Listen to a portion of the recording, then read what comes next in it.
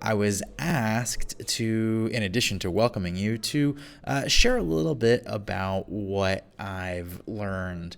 The theme for this conference is the shared city, which I think means sort of like the connectedness of the city. And I love cities as an example, a place to learn from when it comes to co-working related topics.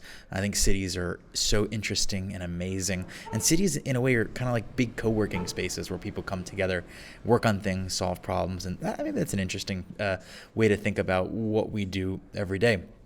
So I got a couple of questions from some of you attendees and some of the co-organizers as well, and I'm going to try and answer them in that context. Lessons that we've learned both here at Indy Hall as well as all the work that we've done throughout Philadelphia. Because for me, when I started our co-working space, and really I started our community before we had a co-working space of our own, it was all about making our city better. I always thought Philadelphia was an amazing city and that we could do more if we just came together to do it. And sure enough, we've learned that that was true. So I'm going to answer a couple of questions for you this morning. The first of which is, what actions can I take to build my community? So this is you. What can you actually do to build your community? And I want to give you a couple of actionable suggestions, things that we've learned work consistently, and some examples of them in action.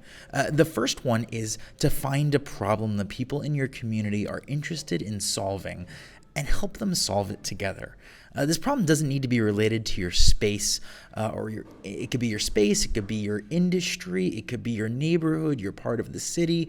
It really could be any of those things. And I would actually urge you to think outside of the walls of your co-working space. Think about problems that a lot of people sort of connect with and relate to. These are the kinds of things that are going to really attract people to each other. So one of the examples of sort of community problem solving as a way to bring a community together is related to a project that I've been working on for a couple of years, sort of a spin-off from Indy Hall, trying to take the things that we've learned and apply them to a neighborhood, to an actual living community. This is not a place to live and to work. It's just, how do you create a better neighborhood? Better neighbors. In the same way that co-working spaces are about better co-workers, I want to see if we can create a better neighborhood environment. And we're actually building a house on a street called Hope Street. Hope Street is kind of ironically named because it is a popular dumping ground for trash and refuse and some like not so nice stuff. It's not a nice block. And a lot of the neighbors agree that this block is just, it makes them sad and upset, and they wish it was better. They just, they get tired of calling the city and saying, clean up the trash. And so I started talking about this block in a different way. And I said to my neighbors, I said, how can we make this better? How can we make Hope Street a place for us?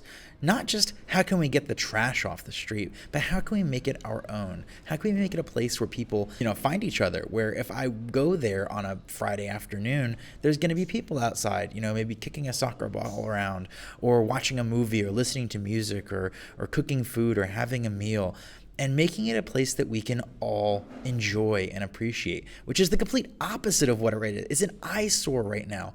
And when I framed the problem of Hope Street as something that we could all solve together, I instantly won the support of a lot of the neighbors who both I didn't know and also they didn't know each other. Now we had a common goal. We had a thing that we could do together, a shared vision, and something that everyone could contribute to. And that's the key, is if it's something that people care about and you give them a way to contribute to it, they sort of turn a corner from being someone who's, in the room of your co-working space or your neighborhood, whatever it is that you're working on, to someone who feels like they belong. When they see that you have a common goal, they see, this is the place for me. These are the people that I want to be around. There's a reason that I'm here. And that's what you're looking for. The second actionable suggestion that I can make for you is to encourage leadership. You're all here because you're leaders, which is awesome. And, I'm really proud to know that there's a room of leaders gathering today and for the rest of the week to talk about co-working in your cities, in your towns and countries.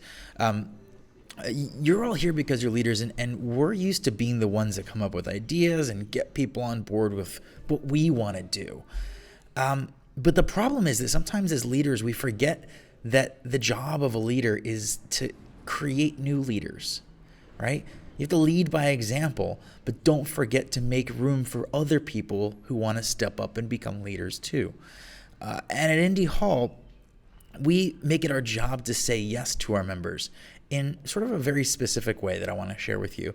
When a community member comes to us with a specific idea or a suggestion, a thing that they think would make Indie Hall better, we respond with something along the lines of, hey, that's a great idea. What can we do to help you do it?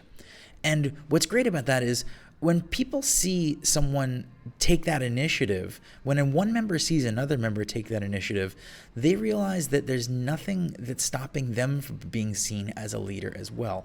It sort of kicks off this really great experience where people say, wow, I watched one of my peers get recognized for their work. I want that feeling.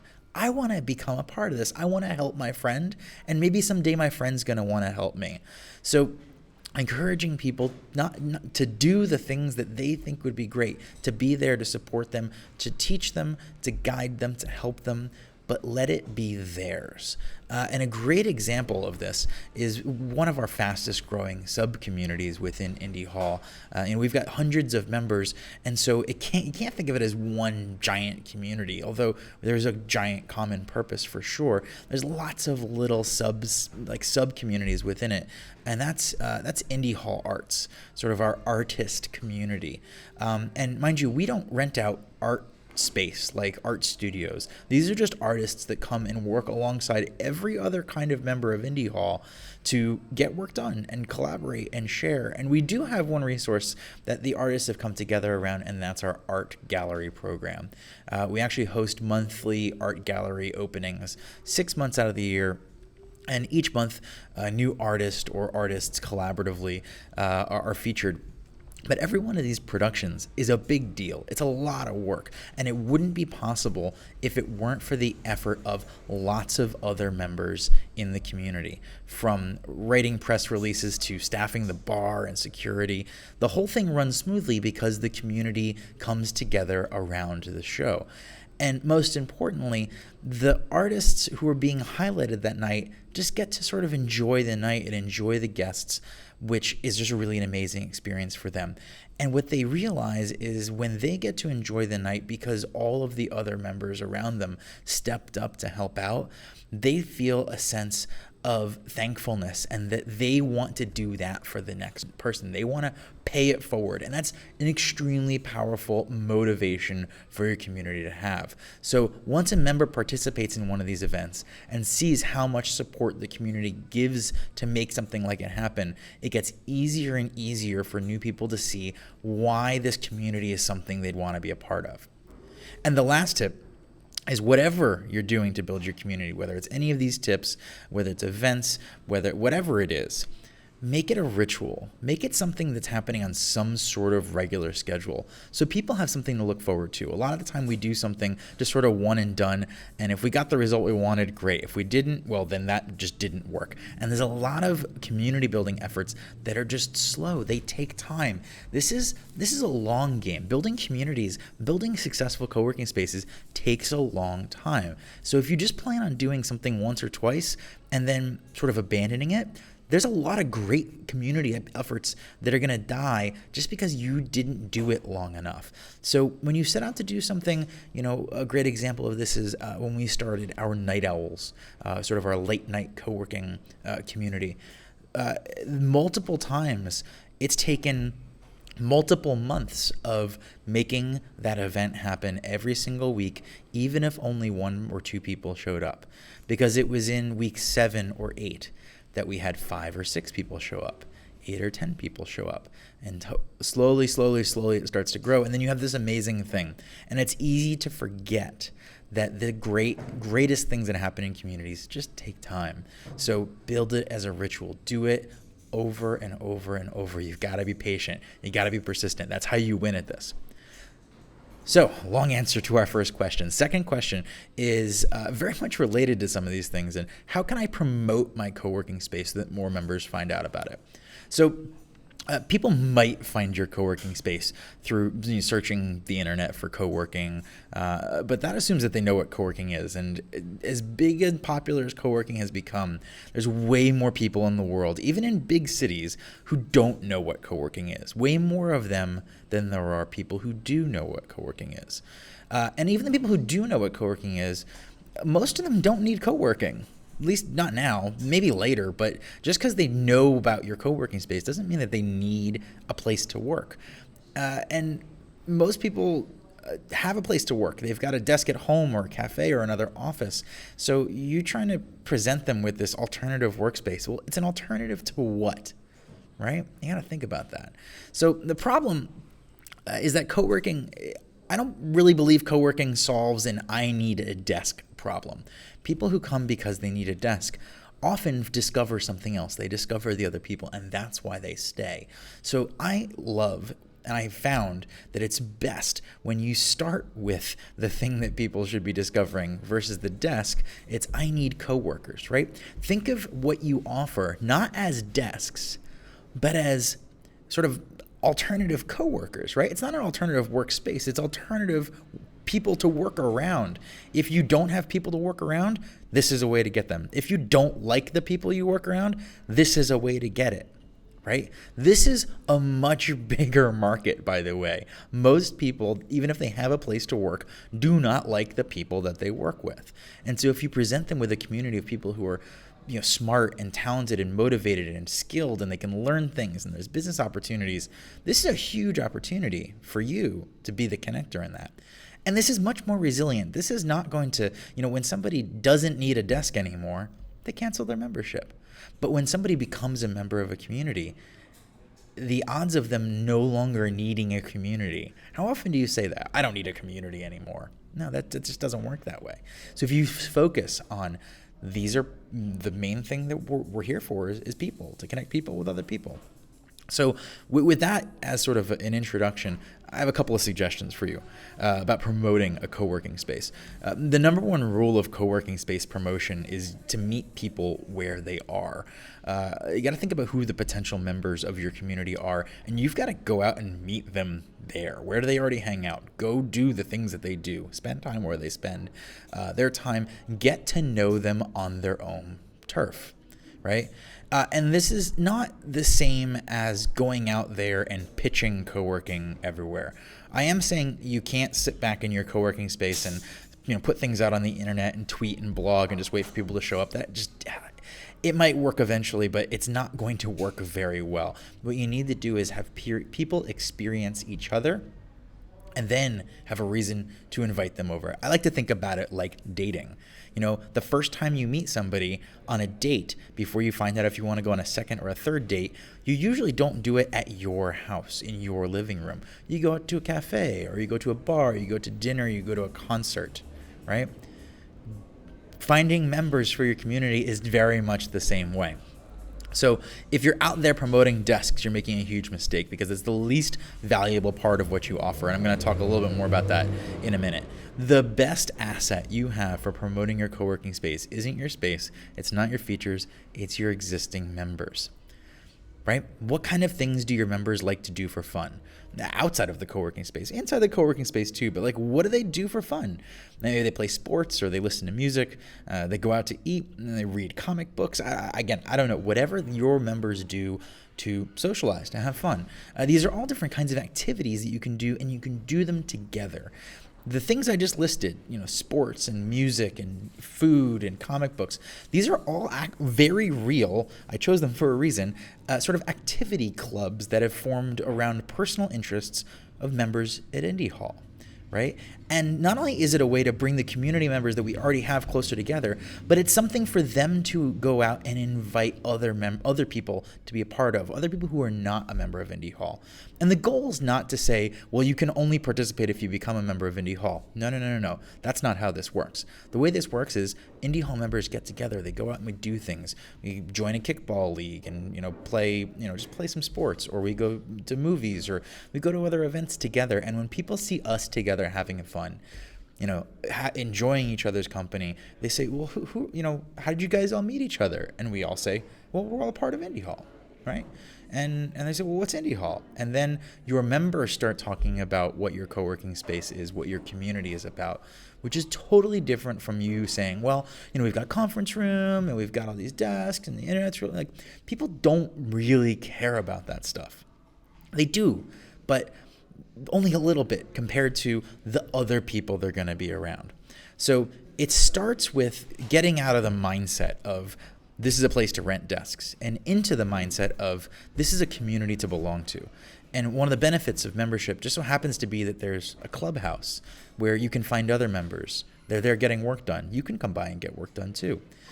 You can just come by and say hello and see who's around, get to know people. You need them to want to be here, not because they need a desk, but because they want to be around each other. Third question. This is a tough one.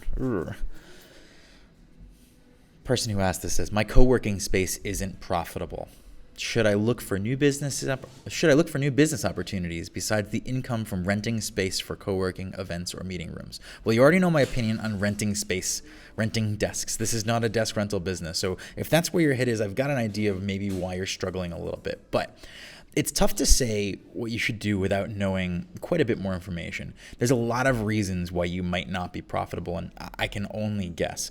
Maybe you're spending too much money on things that just don't matter, and you need to cut some of your expenses. Although that's usually, unless you're like massively overspending, not where I would start. Although maybe you have overhead that just doesn't make sense. Maybe you've rented a much larger space than you actually need. Maybe you've chosen the wrong kinds of people to serve. Maybe the people that you wanted to create a co-working space for don't want it or would never pay for it. Maybe you're not charging enough. I see a lot of co-working spaces just crazy undervalue what they serve, and we've made that mistake ourselves too at Indie Hall.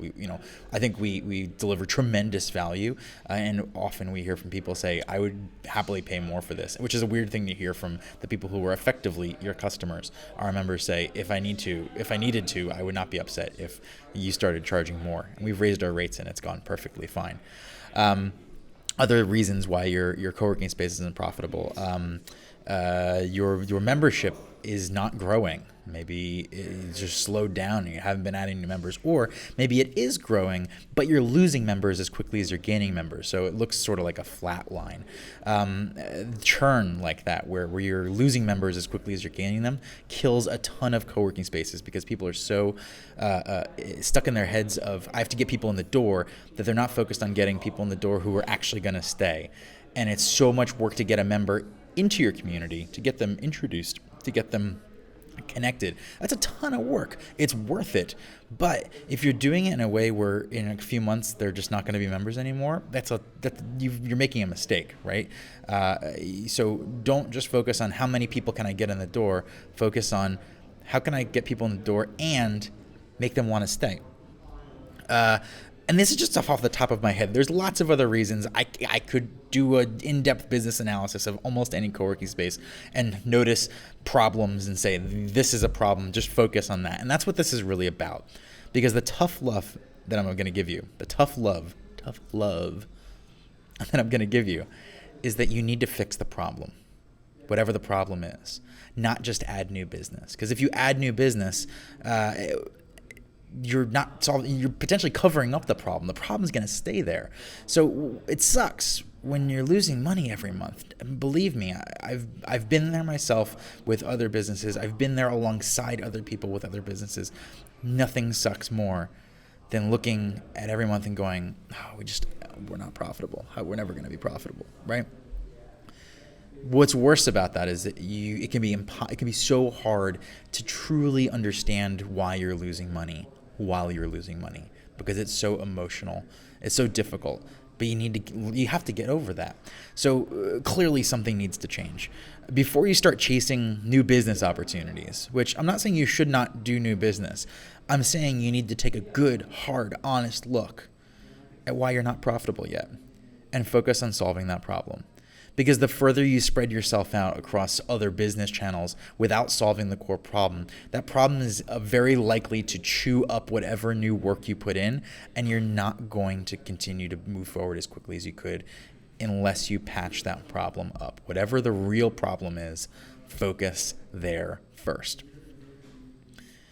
And my last tip, and maybe the hardest tip, I know how difficult this is, so trust me when I say I realize that this is difficult advice to give.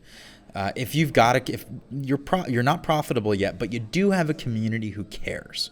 You have a community that's been a part of the co-working space. They care about it. They would be upset if it went away, right? Then you're actually probably in a better place than you realize. And I would encourage you to consider being open with your community about the fact that you're not profitable yet and that you need to be, right? Because profitability means we can stay open. We can keep doing the things that we're doing, and you all like that, right? They may just not realize that this is a problem, and that's why they're not helping out. If they care, though, they might have ideas and suggestions and be willing to help. And I've seen a lot of co-working space owners and founders go to their community with a problem and end up with a much better solution than if they tried to solve the problem on their own. What's worse is I've seen so many co-working spaces close at the surprise. The members had no idea anything was wrong. And when the owner announced, sorry, we're not making enough money, I have to close up shop, the members are just like, whoa, why am I just hearing about this now? We would have figured something out. So don't do that to yourself. If you have members, just not enough of them to be profitable yet. If you have a community that cares about this, it can be hard to be honest like that and say we're not where we need to be, but you are doing yourself a huge disservice if you don't bring them into that mix, right? Again, I know how hard that can be, but it's potentially very, very powerful. So on that note, I'm going to hand things back to your hosts. I hope you have a wonderful week. I hope you have an amazing time. I wish I was there with you. Please have a great time, and thank you for having me again.